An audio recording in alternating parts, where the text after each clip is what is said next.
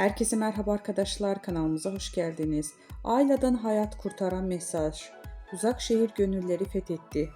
Kanal D'nin rekormen dizisi Uzak Şehir kendi gündemini yaratırken bir yandan da sosyal sorumlulukların mesajlarıyla hayata dokunuyorlar. Dizide bu kez kanserden erken teşhis önemine vurgu yapıldı.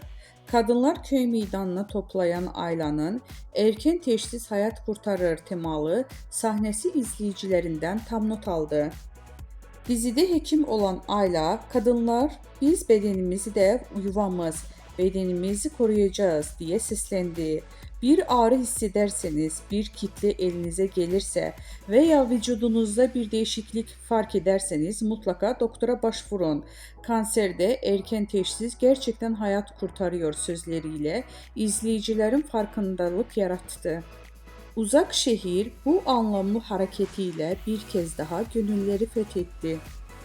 Sanal medyada geniş yankı bulunan sahne için ülkenin yarısı izlediği dizide böyle sahnelerin yazılması çok kıymetli yorumlar yapıldı.